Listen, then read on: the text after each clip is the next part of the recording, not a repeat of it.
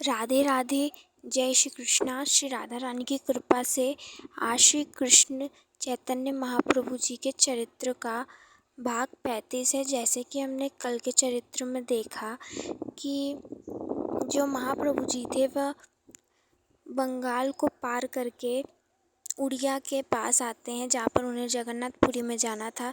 तो वहाँ पे वह उतल को पार करते ही एक ग्राम में पहुँचते हैं और ग्राम में एक धोबी के पास पहुँचते हैं और उस धोबी पर हरि नाम बुलवाकर कृपा कर कर उस पूरे गांव का उद्धार करवाते हैं। फिर वे बालासर पहुँचते हैं। बालासर में रेनुआ, जहाँ पर उनके श्री नित्यानंद महाप्रभु जी के गुरुदेव ईश्वरी पुरी जी के गुरुदेव माधवेंद्र पुरी जी एक बार आए थे।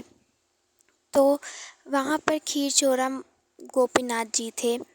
तो अब जो महाप्रभु जी थे वे सोचे इनका नाम खीर चोरा गोपीनाथ जी क्यों पड़ा। तब वहाँ पे कथा बताई जाती है, वहाँ पे दर्शन किया महाप्रभु जी ने। फिर कथा पता चलती है कि खीर चोरा उनका नाम क्यों पड़ा। एक बार क्या हुआ था, माधवेंद्र पुरी जी वहाँ पर आए थे, यात्रा कर रहे थे जगन्नाथ जाने की। तो उस समय माधवेंद्र पुरी जी को रास्ते में ही वहाँ पर गोपीनाथ जी का मंदिर पड़ता था। तो वहाँ पर वे रुके, रात में रुके थे। तो वहाँ पर खूब कीर्तन हुआ। लेकिन माधवेंद्र पुरी जो हैं वो कभी भी कुछ मांग कर नहीं पाते थे, कुछ भी किसी से मांगते नहीं थे। कोई दे दिया तो पा लेते थे, अगर कोई ना दिया तो ना पाते थे। तो वे पहुँचे गोपीनाथ जी के मंदिर में और वहाँ पर 12 कुल्हड़ में खीर चढ़ती थी, खास खीर रहती थी, वो गोपीनाथ जी को चढ़ती थी। लेकिन वो जो पुजारी थी उन्होंने सारी बाँट दी थी और आज उनको कुछ मिला नहीं था, माधवेंद्र पुरी जी को कुछ पाने के लिए मिला नहीं था। तो अब जो माधवेंद्र पुरी जी थे, मंदिर का द्वार बंद होता है, पट बंद होता है, वो भी चले जाते हैं, पुजारी जी भी चले जाते हैं और फिर वह वन में बैठकर भजन करने लगते हैं। तो माधवेंद्र पुरी जी जो हैं वो 24 घंटे भजन करते थे, वे सोते थे ही नहीं। ऐसा कहा जाता है कि वे 24 घंटे भजन करते थे। तो वे रात्रि में भी भजन कर रहे थे, लेकिन उनको भूख लग रही थी जो उन्हें परेशान कर रही थी, जो उन्हें भजन में परेशान करी थी। तो यह बात गोपीनाथ जी को अच्छी नहीं लग रही थी कि मेरे भक्त को कुछ भी पाने को नहीं मिला। तब ये बात से वे बहुत अप्रसन्न थे, बहुत दुखी थे कि मेरा भक्त कुछ पाया नहीं। तो उन्होंने क्या किया, गोपीनाथ जी ने रात्रि में, मध्य रात्रि के बीच में पुजारी जी के स्वप्न में उन्होंने दर्शन दिया और अप्रसन्न मुख लेके। तब वे कहते हैं क्या हुआ जय जय बताओ। तब वे कहे गोपीनाथ जी कि आज तुमने सबको प्रसाद दिया लेकिन मेरे एक बड़े भक्त को प्रसाद नहीं दिया, उस माधवेंद्र पुरी को तुमने आज प्रसाद नहीं दिया। तब वे कहे माधवेंद्र पुरी जी ये कौन है। तब वह कहे जो आया था, खूब कीर्तन उछल उछल के कर रहा था।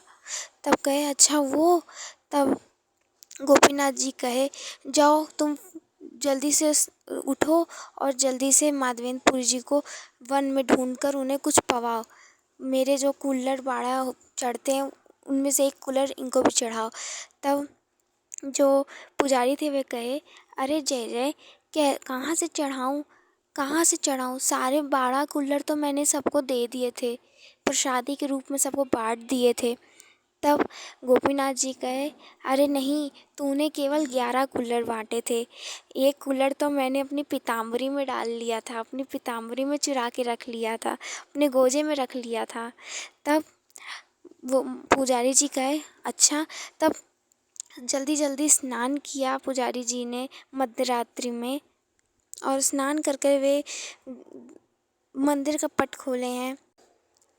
वे गर्भगृह के अंदर जाकर गए गोपीनाथ जी की सेवा में। तो गए, देखा कि जब उन्होंने देखा कि हाथ डाल के गोपीनाथ जी के गोजे में, तो वह एक कुल्हड़ जो खीर से भरी हुई थी उसको निकाला और कहा जय जय को, गोपीनाथ जी को, वाह जय जय, तुम तो खीर चोरा हो, तुम अपने भक्त के लिए खीर चुराते हो। तब वे कहे, अरे इन सब बातों को छोड़ो, जल्दी से मेरे भक्त को जाकर उसे दे आओ। तब जो पुजारी थे वे जल्दी जल्दी रात्रि में गए, वन में घूमे और खूब तेज माधवेंद्रपुरी जी, माधवेंद्रपुरी जी, कोई माधवेंद्रपुरी जी चिल्ला रहे हैं। तब वे कहे, हाँ हाँ मैं हूँ माधवेंद्रपुरी जी, क्या हुआ आपको। तब पुजारी जी ने उन्हें प्रणाम किया और कहा, लीजिए आपको भूख लगी थी, ये लीजिए आपके लिए ठाकुर जी ने खीर भिजवाई है।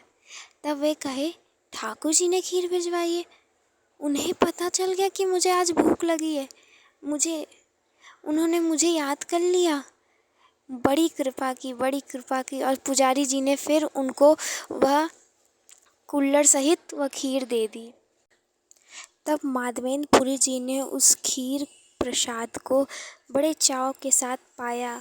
अपने ठाकुर जी के हाथ से छुए हुए जो कुल्हड़ था उसे अपने सीने से लगा के वे रखते थे, उसे कपड़े में बांध कर जहाँ भी चाहते अपने साथ ही रखते, मरते दम तक उन्होंने अपने साथ ही रखा था।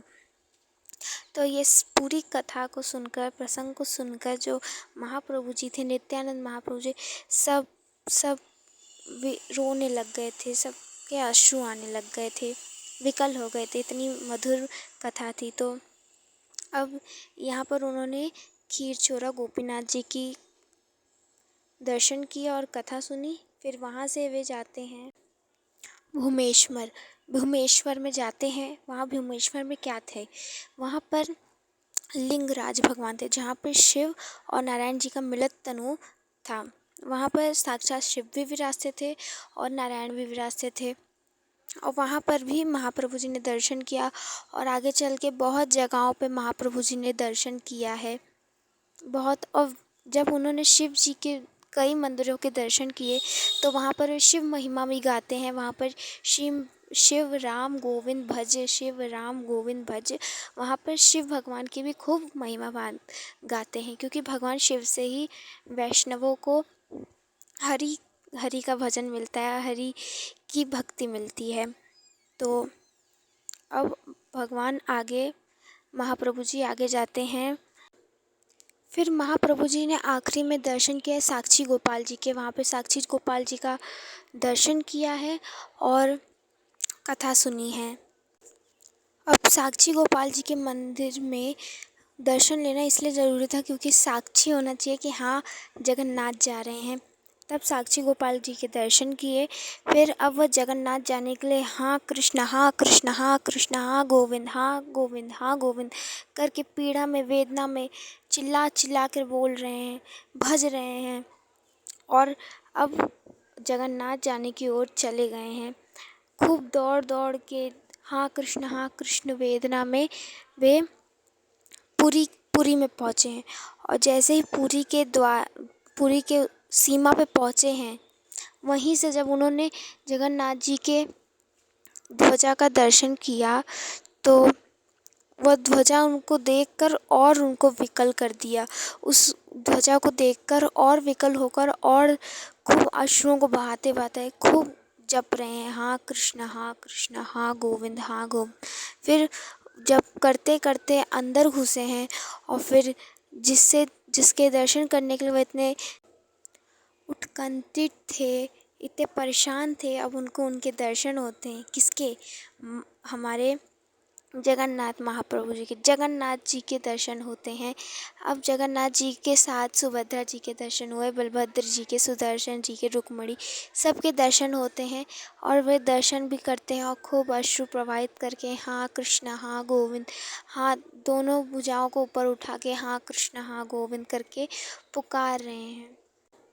और ये सब तो हम जानते हैं कि जो चैतन्य महाप्रभु जी थे वे श्री राधा रानी तो थे, तो यहाँ पर जगन्नाथ जी हमारे गोविंद हुए, श्री कृष्ण हुए और जो चैतन्य महाप्रभु जी हैं वह श्री राधा रानी हुई।